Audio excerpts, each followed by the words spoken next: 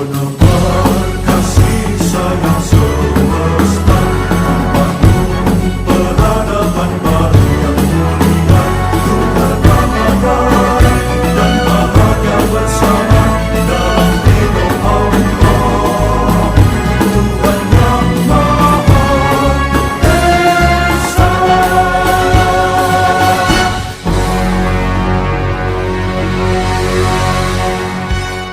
Assalamualaikum warahmatullahi wabarakatuh.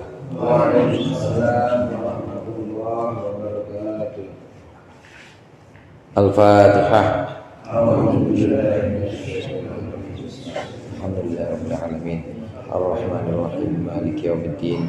Iyyaka na'budu wa iyyaka nasta'in. Ihdinas siratal mustaqim. Siratal ladzina an'amta 'alaihim ghairil maghdubi 'alaihim waladdallin. Amin. Bismillah, walhamdulillah, wassalatu wassalamu ala sayyidina Muhammadir Rasulillah wa ala alihi wa ashabihi wa man tabi'a hudah wa la hawla wa la quwwata illa billah, amma ba'du. Segenap jamaah musalla al-jihad yang dimuliakan oleh Allah, alhamdulillah kita berkumpul kembali untuk melaksanakan pengajian kita, yakni pengajian kitab Sulamut Taufiq. Mudah-mudahan apa yang akan kita baca menjadi ilmu yang bermanfaat di dunia dan akhirah. Amin ya rabbal alamin. Kita sudah sampai pada halaman 35. Betul ya? Halaman 35 tentang syarat sah salat. Syarat sah salat yang dinamakan dengan syarat itu adalah sesuatu yang wajib terpenuhi, tapi dia bukan bagian dari ibadah. Rukun juga sama, rukun itu sesuatu yang wajib dipenuhi, tapi dia bagian dalam ibadah. Rukunnya sholat, Fatihah misalnya, dia wajib dipenuhi dan dia ada di dalam ibadah. Nah kalau syaratnya sholat wajib dipenuhi, tapi dia di luar ibadah. Dia tidak masuk ke dalam ibadah, dia adanya di luar ibadah dan harus dipenuhi saat pelaksanaan ibadah. Apa saja syarat sah salat ini akan dibahas pada perkataan pengarang berikut ini. Qala al-musannif rahimahullah wa nafa'ana bihi wa bi ulumihi wa bi barakatihi fid dharain amin. Wa min syurutis sholati istiqbalul qiblati wa dukhulul waqti wal islam wa tamyizu wal ilmu bi fardiyatiha. Dan sebagian dari syarat-syarat salat itu adalah istiqbalul qiblah, menghadap kiblat. Termasuk syarat salat yang pertama istiqbalul qiblah, yaitu menghadap kiblat. Ini syarat kita saat sholat maka harus menghadap kiblat, ini harus dipenuhi. Yang dimaksud dengan istiqbalul kiblah atau dalam niat itu biasa kita ucapkan mustaqbilal kiblati, begitu ya. Mustaqbilal kiblati adaan lillahi ta'ala. Ini yang dimaksud dengan menghadap kiblat ini adalah menghadap kiblat yaqinan fil qurbi wa dhannan fil bu'di. Kalau kita memang posisinya dekat dengan kiblat, yang dimaksud kiblat di sini Ka'bah. Kalau kita posisinya dekat Ka'bah, maka harus yakinan, harus dalam keadaan yakin, standarnya nggak boleh menduga-duga. Kita ada di Zamzam Tower. Zamzam Tower itu, tahu Zamzam Tower ya? Jadi ya Zamzam Tower. Kita ada di sana sholat di lantai 15 misalnya. Kelihatan itu Ka'bah, memang harus kelihatan karena kita ada di dekat situ. Atau kita sholat di Masjidil Haram. Kita sholat di Masjidil Haram, kebetulan kita sholat di bawah dan memang dekat dengan Ka'bah. Maka di situ harus benar-benar menghadap kiblat tuh secara yakin kita menghadap kiblat seperti itu. Tapi kalau jauh bagaimana? Sholatnya di sini, sholatnya di Bintaro, dhannan, yakinan fil qurbi wa dhannan fil bu'di. Kalau untuk orang yang jauh jaraknya dari Ka'bah, dari kiblat yang dimaksud, maka cukup dengan dhon. Dhon yang dimaksud di sini, hadirin, ada 4 imam madhab yang kita kenal. Yang pertama madhab Imam Abu Hanifah. Madhab Imam Abu Hanifah ini asal madhab arahnya aja udah boleh. Kalau di Indonesia kan ada di sebelah timur, Arab Saudi ya. Indonesia kan adanya di sebelah timur, maka berarti Ka'bahnya ada sebelah barat. Asal madhab ke barat aja, nggak usah pas-pas atas, nggak apa-apa. Itu kalau menurut Imam Abu Hanifah. Lebih longgar, paling longgar itu adalah Imam Abu Hanifah. Kemudian ada Imam Malik. Imam Malik ini pendapat mazhab Maliki menghadap kiblat yang dimaksud di sini tidak untuk yang jauh, terutama tidak harus pas banget, tapi yang penting mengarah ke arah lokasi di mana Ka'bah itu berada. Kalau lokasi yang dimaksud di situ taruhlah kota Makkah misalnya, ya pokoknya asal dalam pengan kota Makkah udah nggak usah pas-pas banget, udah boleh. Ini mazhab Imam Malik. Imam Ahmad juga begitu. Imam Ahmad ini agak ketat, dan yang paling ketat memang mazhab kita, mazhab Imam Syafi'i. Nah, untuk memperoleh akurasi atau akurat ya, akurat sekali itu ya tidak harus kita mengubah kiblat. Apa yang sudah berjalan sekarang, ini kiblat musola yang madhabnya di sini, madhabnya ke sini sekarang. Andai ternyata berubah, maka nggak perlu juga dirombak semuanya, nggak perlu. Kan yang terjadi beberapa waktu kemarin itu kan sempat dirombak semuanya. Sebenarnya nggak perlu dirombak, karena memang untuk ibadah yang sifatnya itu jauh, untuk menentukan kiblat yang sifatnya jauh, cukup zon aja, menduga aja. Cukup kita menduga, oh arahnya sebelah sana, udah ke arah barat, ya udah, ya cukup gitu aja, nggak usah pas-pas banget, nggak usah pas kemudian terus pakai apa, pakai GPS ya, pakai kompas. Kalau udah ada pakai kompas ya boleh, atau pakai GPS, atau cari apa gitu dengan satu cara atau satu alat itu, tidak harus melihat atau tidak harus pas banget, nggak apa-apa. Apalagi kita mempertimbangkan madhab-madhab yang lain yang boleh kita jadikan pegangan juga. Artinya sebagian ibadah itu, bahkan banyak, bukan hanya sebagian, tapi sebagian besar ibadah itu memang adalah madinatul hukmi. Artinya hukumnya itu adalah hukum yang sifatnya itu dugaan-dugaan. Jarang sekali yang yakin, dugaan-dugaan. Banyak dalam hukum-hukum ibadah itu yang memang sifatnya itu madinatul hukmi, atau hukumnya itu berdasarkan pada dugaan. Contoh lain misalnya, kalau kita istinja atau cebok, emang kita yakin banget udah hilang najis? Siapa yang bisa jamin? Udah hilang kumannya. Siapa yang bisa jamin? Dia jamin udah hilang bakterinya. Nah, itu namanya madinatul hukmi. Itu namanya hukum yang sifatnya itu dhon atau dugaan-dugaan.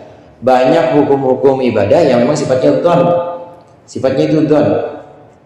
Termasuk madhabnya kita ke kiblat itu dhon, nggak apa-apa, boleh. Di banyak bagian tentang ibadah ini memang sifatnya itu adalah hukum yang sampai pada taraf dugaan. Dan ini diperbolehkan dalam ibadah itu. Tidak perlu kita benar-benar pas sampai dirombak itu masjid, proposal lagi ya pengelia. Ya akhirnya nggak jadi masjid. Cukup dengan zon aja kalau jauh. Orang yang memang sholatnya jauh dari Ka'bah, maka cukup dengan zon, kira-kira dia menduga, oh kesana, ya udah cukup kesana, gitu aja, nggak perlu pas banget. Itu yang disebut dengan zon. Ini yang pertama. Kemudian yang kedua, ada sebuah kaidah itu yuktafaru fid dawam ma la yuktafaru fil ibtida. Itu maksudnya apa yang sudah berlangsung sejak dulu, apa yang kalau terjadi sejak awal, yuktafaru fid dawam ma la yuktafaru fil ibtida. Itu maksudnya apa yang kalau terjadi sejak awal itu tidak diampuni, tapi kalau terjadinya di tengah-tengah pelaksanaan itu diampuni. Ini masjid atau musola kan dari dulu begitu. Dari awalnya memang dia udah mengukur-ukur, atau dari awalnya dia udah mengadakan satu perhitungan, dan ya situ arah kiblat. Ini yang sejak awal sudah benar-benar tapi ternyata mengsong, tapi ternyata nggak lurus lagi, nggak lempeng lagi, udah diampuni yang begitu, nggak apa-apa. Itu namanya yuktafaru fid dawam malah yuktafaru fil ibtida. Kalau memang dari awal salah, ya salah, nggak diampuni kalau gitu. Tapi kan dari awal enggak, dari awal sejak pembuatan musola atau masjid emang kita udah usaha dan kita udah menentukan dugaan kita di sana lah arah kiblat. Kalau ternyata bertahun-tahun kita sholatnya madhabnya begitu, ternyata ada yang bilang salah nih masjid nih, harus begini nih, mencong dikit, ya udah diampuni. Artinya diampuni, nggak usah dulu, nggak apa-apa, begitu aja terus nggak apa-apa. Itu yang namanya yutafaru fid dawam malah yutafaru fil ibtida. Yang tidak diampuni itu kalau dari awal udah salah dibilangin ngeyel, nah itu nggak diampuni. Tapi kalau dari awal kita sudah dengan upaya kita, dengan dugaan-dugaan sudah seperti itu, ternyata salah, diampuni. Mirip dengan kasus ini hadirin. Sholat itu kalau di masjid, sholat kalau di satu bangunan yang dinamakan dengan masjid, imam dengan makmum itu harus melihat atau mendengar. Makmum itu harus mendengar suara imam, atau kalau tidak mendengar suara imam bisa melihat perpindahan gerakan imam, atau kalau bukan imam yaitu makmum yang paling jauh, makmum yang paling belakang yang nyambung terus ke imam. Itu pun dengan syarat antara ruang tempat berdiri imam dengan ruang si makmum itu ada jalan yang memang bisa diakses. Nah, contohnya kemarin kita sempat bahas juga. Ini imam sholat di satu ruang, makmum di ruang yang lain, dan pintunya harus dibuka karena udah beda ruang. Walaupun itu masih sama-sama masjid, pintunya harus dibuka. Dari awal tuh harus dibuka, karena kalau tidak dibuka tidak sah. Tiba-tiba di tengah sholat pintu ketutup, diampuni yang begitu, nggak batal. Itu yang dimaksud dengan apa yang di awal tidak diampuni, kalau terjadi di pertengahan atau sedang pelaksanaan itu diampuni. Contohnya seperti itu. Ini urusan kiblat juga begitu. Lebih-lebih kita boleh pakai madhab yang lain seperti madhab Imam Abu Hanifah atau Imam Malik, boleh, karena memang diizinkan atau diperbolehkan kita mengambil yang paling ringan atau yang paling mudah untuk kita, asal tidak dengan tujuan taufik atau mempermainkan madhab aja. Tapi kalau untuk kemudahan kita boleh. Yuridu bikumul yusra wa la yuridu bikumul usra. Allah menghendaki kemudahan buat kita, tidak menghendaki kesulitan. Demikian juga perbedaan pendapat antara imam fikih ini juga sebagai rahmah atau sebagai kasih sayang buat kita. Inna fi ikhtilafi ummati rahmah, kata Rasulullah. Dalam perbedaan pendapat umatku, ada yang menentukan kiblatnya seperti ini, ada yang menentukan ini syaratnya, ini ada rahmat atau kasih sayang. Artinya ada rahmat itu kita boleh pilih yang kira-kira ringan buat kita. Yang pertama menghadap kiblat. Yang kedua dukhulul waktu, masuk waktu. Syarat sah sholat harus masuk waktu. Jangan coba-coba sholat sebelum waktu, nggak sah. Selain nggak sah, dosa juga. Sama seperti orang yang sholat di luar waktu atau udah lewat ini maghrib, belum sholat maghrib juga, sholatnya di mana? Ntar aja di waktu isya, padahal bukan jamaah, bukan apa, ntar aja jam 8, dosa juga. Begitu juga sholat sebelum masuk waktu tidak sah. Harus syaratnya itu harus setelah masuknya waktu. Masuknya waktu sholat ini bisa dengan azan, artinya dengan kabar dari orang yang bisa dipercaya seperti muadzin, atau bisa juga kita ijtihad. Ijtihad itu kita cari tahu. Misalnya kita ada di satu tempat yang memang nggak ada suara azan di situ. Kalau di Indonesia kan, apalagi Jakarta, di mana-mana kan ada ya azannya. Coba kita tempat-tempat lain yang memang Islamnya itu minoritas atau dikit, mungkin nggak ada azan. Gimana ijtihadnya? Ijtihadnya masuk di sini, berusaha untuk cari tahu, mungkin dengan matahari, mungkin dengan jam misalnya, atau mungkin dengan yang lain. Kita coba cari tahu. Kalau udah yakin masuk waktu sholat, baru sah sholat kita.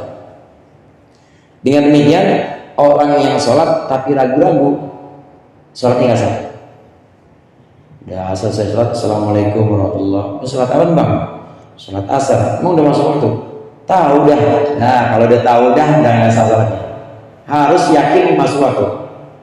Harus yakin masuk waktu, karena syaratnya harus duhurul waktu, masuknya waktu ini harus secara yakin atau menduga tadi, secara zon atau dugaan dia sudah menduga bahwa itu sudah masuk waktu. Lagi-lagi di sini harus ada ijtihad, kemudian zon.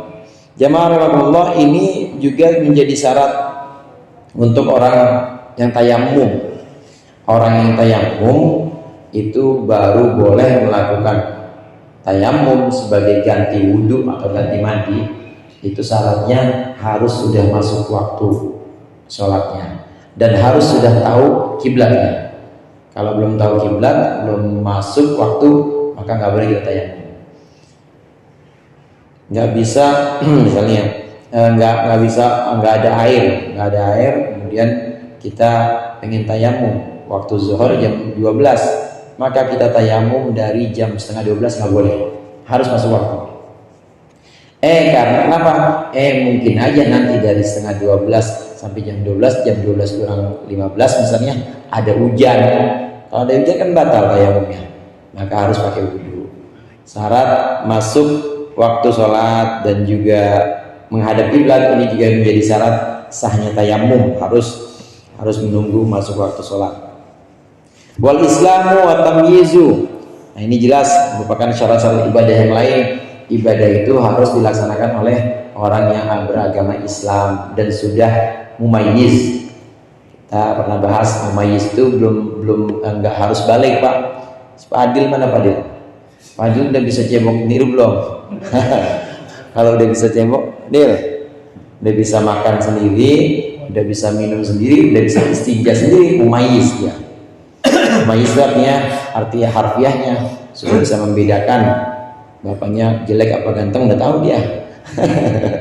Pokoknya udah bisa istinja, makan minum sendiri, mumayyiz, nggak harus balik.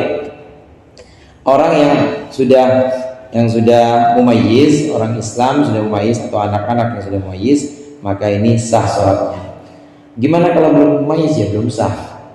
Kita boleh untuk mendidik anak kita yang masih 3 tahun misalnya, dia masih 4 tahun, ajak aja sholat.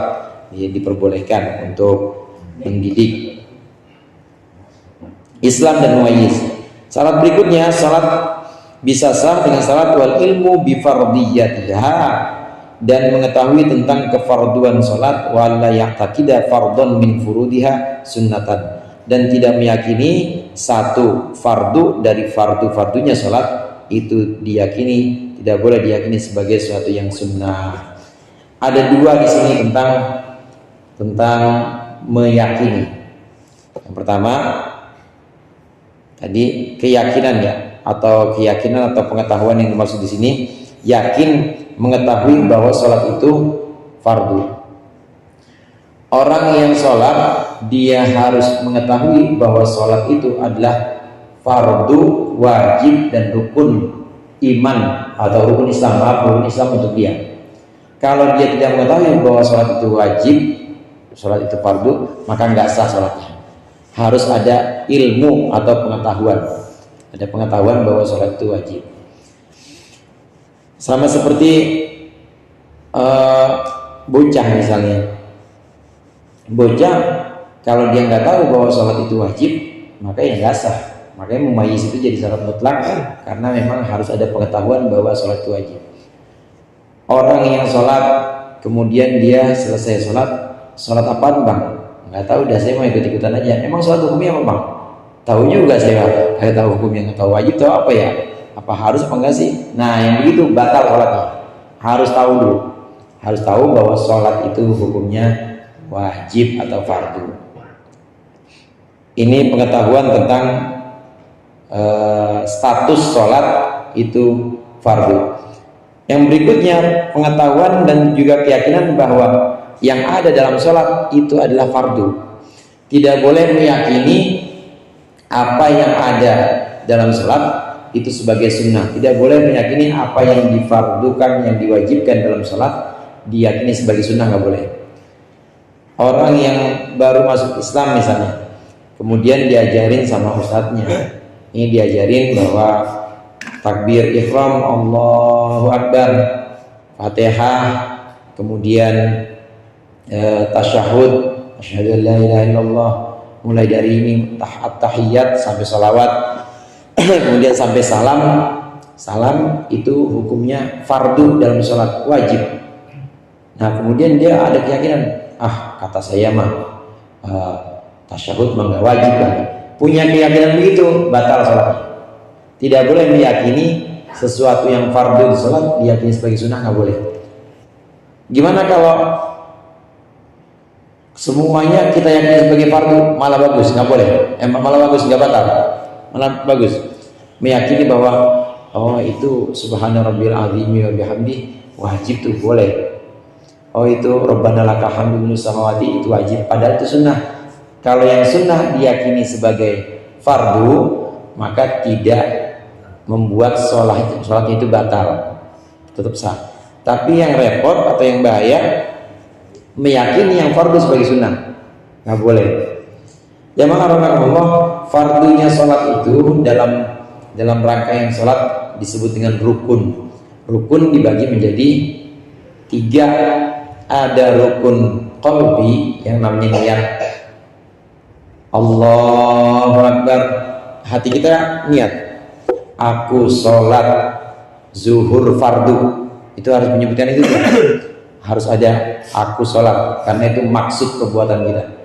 Harus menyebutkan nama sholatnya zuhur, harus menyebutkan fardu. Tanpa menyebutkan 3 ini, tanpa menyebutkan aku sholat, nggak menyebutkan nama sholatnya, nggak menyebutkan fardunya, batal niat kita. Dalam hati itu harus ada aku sholat zuhur fardu atau aku sholat fardu zuhur. Ini rukun yang sifatnya rukun qalbi atau rukun dalam hati. Ada rukun yang jenis yang kedua dalam sholat yang disebut dengan rukun fi'li. Bentuknya perbuatan, berdiri fi'li, kemudian ruku fi'li, rukun fi'li, kemudian i'tidal, berdirinya i'tidal, sujud, pokoknya bentuk-bentuk sholat yang berupa gerakan atau posisi badan. Ini namanya rukun fi'li. Rukun fi'li. Satu lagi ada jenis rukun yang namanya rukun qauli. Rukun qauli itu takbiratul ihram yang pertama, Allahu Akbar. Ini mengucapkan Allahu Akbar, ini fardu karena dia rukun. Ngangkatnya gimana ngangkatnya? Ustaz, enggak. Ngangkat begini enggak fardu. Allah. Tapi mulut Allahu Akbar fardu. Fatihah fardu. Tasyahud yang dimaksud di sini mulai dari at-tahiyyatul sampai dengan salawat, itu juga termasuk yang fardu. Termasuk yang fardu. 3 dia. 4 salam. Assalamualaikum warahmatullahi, itu juga fardu atau rukun. Yang barusan kita bahas mulai dari yang perbuatan atau gerakan hati, kemudian ucapan, nggak boleh kita yakini sebagai sunnah. Kalau itu diyakini sebagai sunnah, nggak sah sholat kita. Yang wajib, yang fardu harus diyakini sebagai fardu. Kalau sebaliknya nggak apa-apa, yang sunnah diyakini sebagai fardu nggak apa-apa. Kayak orang sini kan kunut fardu kunut, gitu ya apa deh ya. Kunut fardu pada sunnah nggak apa-apa, tapi sebenarnya dia itu sunnah kunut itu. Wasatru bima yasturu bihi launal basyarati li jami'i badanil hurrati illal wajha wal kaffaini. Dan menutup aurat, maksudnya wasatru itu menutup aurat, bima yasturu bihi launal basyarati, dengan sesuatu yasturu atau yustaru yang bisa tertutup dengannya apa launul basyarati, warna kulit, li jami'i badanil hurrati, untuk seluruh badannya perempuan merdeka, illal wajha, kecuali wajah, wal kaffaini, dan 2 telapak tangan, wasatruma bainas surrati wal rukbati, dan menutup anggota antara pusar dan dengkul, lidzakari wal amati, untuk orang laki-laki dan budak perempuan, min kullil jawanibi, dari seluruh sisi, lal asfali, tidak dari bawah. Ada beberapa pokok pembahasan yang terakhir. Menutup aurat, jadi poinnya menutup aurat itu termasuk syaratnya sholat, harus menutup aurat. sholat nggak boleh pakai apa namanya itu hot apa pet yang celana pendek tuh. Kalau iya kalau kan ini dengkul ini apa hot pen apa iya pokoknya begitu dah. Iya nggak boleh yang kira-kira terbuka auratnya. Menutup aurat sini musannif menyebutkan bima yasturu bihi. Bima di sini dengan sesuatu ini harus berbentuk bijurmin, yaitu harus berbentuk benda. Kalau tidak berbentuk benda yang misah dengan badan kita nggak sah. Contoh begini, ini namanya benda yang menutupi aurat saya.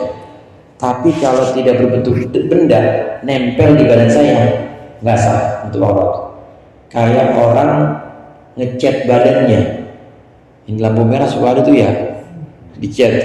Itu kalau dia nggak pakai baju kan ketutup semua itu. Maksudnya yang ini kan udah ketutup, tapi itu tidak dinamakan menutup aurat karena harus dengan sesuatu yang sifatnya itu terpisah dengan badan. Bijurmin, bima di sini maksudnya adalah dengan benda yang memang terpisah dari badan. Kalau nyatu kayak dicat misalnya tidak sah, tidak boleh. Yang menutupi warna kulit ada di sini launal basyarah. Mungkin ada sebagian bahan yang tipis gitu ya, sebagian bahan yang tipis. Tinggal ini aja patokannya. Kira-kira warna kulit kita ketutup apa enggak? Kalau warna kulit ketutup gak apa-apa sah. Yang penting begitu. Asal warna kulit ketutup.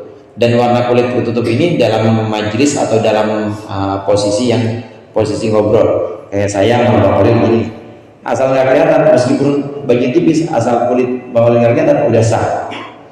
Meskipun dia tipis banget, yang penting sudah bisa menutup. Tapi kalau ditegesin Ustaz, kelihatan tuh itunya. Kulitnya kalau ditegesin, nggak perlu ditegesin. Asal duduk dalam posisi duduk, kita nggak kelihatan dan sudah tertutup itu auratnya, sudah tertutup, maka sudah dikatakan penutup aurat yang sah itu. Harus dengan bahan atau harus dengan benda yang memang bisa menutupi warna kulit. Bagaimana perempuan yang merdeka di sini? Perempuan merdeka memang sekarang udah merdeka semua. Perempuan merdeka itu auratnya adalah seluruh badan kecuali muka dan telapak tangan. Saat sholat semua harus tutup kecuali muka dan telapak tangan, itu tidak termasuk aurat, boleh dibuka. Ini perempuan merdeka. Orang laki-laki bagaimana? Orang laki-laki auratnya begitu juga budak perempuan auratnya sama, yaitu anggota badan antara pusar dengan dengkul atau lutut. Asal ketutup aja anggota badan yang antara kedua itu, maka sah untuk orang laki-laki sholat dan juga untuk budak perempuan. Budak perempuan itu udah gak ada sekarang. Itu boleh dan bisa dijadikan patokan sah sholatnya untuk orang laki seperti itu. Nah, hadirin jemaah rahimakumullah, ini menutup aurat yang sifatnya itu syarat sholat yang wajib dipenuhi dan diukur dari yang paling standar atau yang paling rendah. Asal bisa tutup aurat, kalau kita nggak punya baju lagi, sah sholat kita. Meskipun kita ada di tempat sendirian, saya sholat sendirian, bisa ngapain tutup aurat segala. Meskipun sendirian, meskipun di tempat gelap atau di kamar sendirian, tetap wajib menutup aurat saat sholat. Lalu yang ingin saya sampaikan di sini tentang aurat perempuan. Aurat perempuan semua sama sekarang, perempuan merdeka. Aurat perempuan itu ada 4. Yang pertama yaitu aurat ketika dengan yang bukan mahram. Yang bukan mahram artinya seluruhnya. Yang bukan mahram, yang bukan saudara atau yang haram menikah sama dia, maka seluruh tubuh itu wajib ditutupi. Yang kedua, bisa bang? Belum. Yang kedua yaitu aurat perempuan bersama perempuan yang lain. Ini auratnya adalah antara pusar dengan lutut. Ini bersama perempuan yang lain. Nah, kemudian aurat perempuan bersama perempuan kafir dan juga ketika dalam aktivitas, dalam pekerjaan ya, perempuan yang di luar rumah kemudian kerja itu auratnya sama seperti sholat, yaitu menutup seluruh badan kecuali muka dan telapak tangan. Yang keempat, aurat perempuan kepada halilnya. Halil itu yang halal buat dia, suami maksudnya. Itu apa auratnya? La auratalah. Nggak ada aurat maksudnya, nggak ada aurat. Itu 4 macam. Iya. Nah, yang ingin saya sampaikan di sini untuk perempuan, apalagi di zaman sekarang yang memang dibutuhkan keluar rumah, maka dia menutup aurat, tutup aurat wajib, tapi tidak perlu pakai cadar juga. Justru pakai cadar itu kalau menimbulkan fitnah, kalau menimbulkan dugaan dan kecurigaan malah haram pakai cadar. Maka perempuan ketika keluar rumah, ketika dia ada aktivitas atau apapun itu keluar rumah, maka cukup tutup auratnya. Tutup aurat sama seperti sholat, yaitu seluruh badan kecuali muka dan telapak tangan, itu boleh seperti itu. Mazhab apakah itu? Mazhab Imam Syafi'i. Meskipun awalnya memang dalam pendapat ulama Syafi'i memang seluruh di luar sholat perempuan itu madhabnya perempuan itu auratnya seluruh anggota badan. Nah, namun ada beberapa ulama Syafi'i juga yang membagi kalau dia dalam keadaan aktivitas indal mihnah, istilahnya dalam keadaan beraktivitas dan aman dan fitnah, maka boleh dia auratnya sama seperti sholat. Itulah yang dilakukan oleh guru-guru kita dulu, kiai-kiai kita dulu, bunyai atau bu haji, bu hajah, dulu kan jilbabnya biasa-biasa aja, muka kelihatan, kadang-kadang cuma pakai ini doang bang ya. Nyai-nyai kita kan pakai ini doang, leher kelihatan gitu ya. Asal kerudung namanya, asal aman dari fitnah, tidak menimbulkan fitnah atau kecurigaan, nggak apa-apa, nggak perlu nutup. Justru kalau menimbulkan fitnah atau kecurigaan, itu justru kita harus hindari. Seperti cadar pakai cadar misalnya, itu bisa menimbulkan kecurigaan. Orang kira kita teroris nih, atau dikira kita ini, padahal sama-sama itu tuh sama-sama padahal laki sama perempuan. Jadi laki sama perempuan sebenarnya, tapi pakai cadar semuanya. Emang dia bangor, dikiranya perempuan dua-duanya, akhirnya dia masuk itu kan menimbulkan fitnah. Maka nggak boleh pakai cadar, harus dibuka. Sama halnya ketika jadi saksi misalnya, buka cadar. Ini aurat yang perempuan yang bisa kita pakai sebagai pegangan. Jadi nggak perlu juga kita pakai cadar.